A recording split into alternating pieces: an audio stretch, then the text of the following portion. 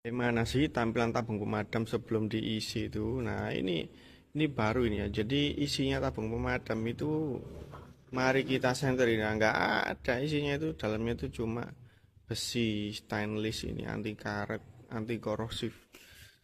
Tapi kalau lama-lama juga korosif, namanya juga benda di dunia ya.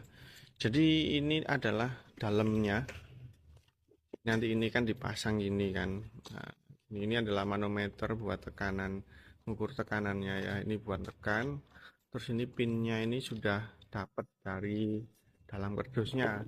Ini buat mempercantik aja.